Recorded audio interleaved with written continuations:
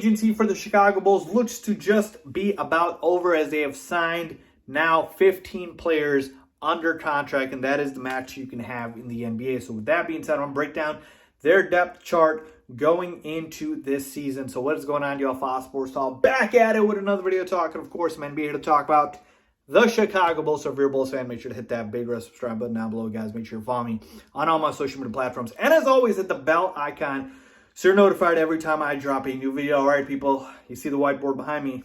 Right, so here we go. I have listed out the depth chart for the Chicago Bulls with all of their free agent signings. So keep in mind here who we've added to the list. We've got Andre Drummond here that the Bulls signed, and then Goran Dragic, and then, of course, Zach LaVine and Derrick Jones Jr. They did re-sign. So 4 moves for the Bulls in free agency. And the roster, if you add all this up, stands exactly at 15 players. Let's do the math here. 3, 6, 9, 11, 12, 13, 14, 15. So that is the maximum number of roster spots you're allowed to have. So the Bulls roster looks to be set at this point going into next season, barring a trade, because they can't sign any more players without, reducing a roster spot.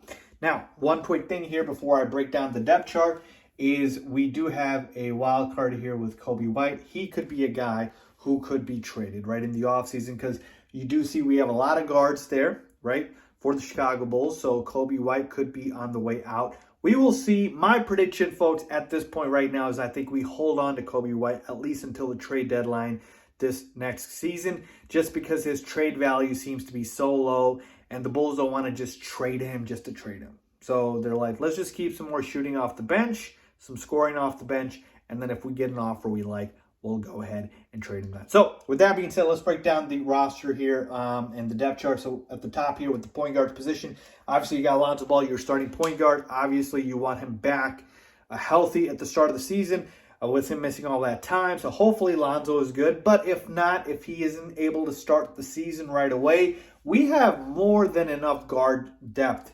on this team with Alex Caruso, with newly acquired Goran Dragic, with Ayo Dosunmu, and then, of course, Coby White. And what I really like is now we have 2 kind of true point guards, if you will, in Caruso. Well, not Caruso's not a true point guard, but Dragic is a true point guard, playmaking guy. And then Ayo, too, is developing. Basically what I'm trying to say is we would have to play Coby at that point. I didn't really like him there because he is a scoring point guard. The point is, if Lonzo is out, we have enough depth on this team. So behind him, I put Alex Caruso there. Now, he can play the 1-2 as well. He can play, sometimes we've seen him even play the forward spot. And then we've got Goran Dragic. I believe he's going to get maybe 12 to 15 minutes a game, if that. Nothing significant, okay? At the 2-guard spot, obviously you got your Supermax stud now in Zach LaVine, Ayo Dosunmu, and then Coby White. Now, Ayo can also play the point as well. And then Coby White, I don't prefer him to play the point, so I think he'll stay at the 2. All right, at the small forward spot, got DeMar DeRozan, and then Javonte Green, who's still on the roster. He's a good hustle player. He can play the 3. He can also play the 4 sometimes, small ball. And then Dalen Terry, your rookie you drafted this year. Now, he can play the 2. You could also, I put him at the 3 because he's more of a wing, right, with the height, with the wingspan. So I'm going to put him at the 3, and he could jump, obviously, Javonte Green in the depth chart here because obviously he's got a lot more talent, but he's going to have to earn that playing time. So we'll see what happens there. At the 4 spot, got P. Will, Patrick Williams is starting power forward. And then behind him, I put Derrick Jones Jr., who you also re-signed in free agency. And I forgot to mention that. They did re-sign Derrick Jones Jr. And then at the center spot, I know we don't feel like we're very strong at the center spot, but we've got a lot of players, right? We got Vooch, we got Drummond, who we signed, and then we've got Tony Bradley, who I don't think would have been on the roster if he didn't have a player option. And then Marko Simonovic, all right? So people forget about Marko. He's going to be on the roster. So there you have it. That is the depth chart. Okay, now let's break down the actual players that are going to be in the rotation, right? And I believe everybody here is probably going to play besides Marko, right? I don't think he's going to be in the rotation. Tony Bradley won't be in the rotation. And then for the most part, I think everybody here will be in the rotation.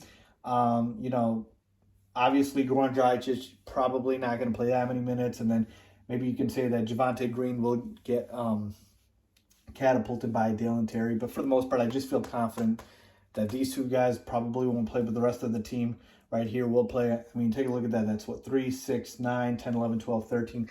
It is a lot. So maybe you can take out Javonte Green with the minutes, and then, like I said, Dragic. So we'll see. But that is the Bulls team going into next season. Let's talk about what this team is still missing in terms of their weaknesses, what they didn't address in free agency. Still got no rim protection on this team at all, right? That was the big miss with Andre Drummond. He's not a good defender at all. He's a great rebounder, and that was addressed. But rim protection, he is not that, okay?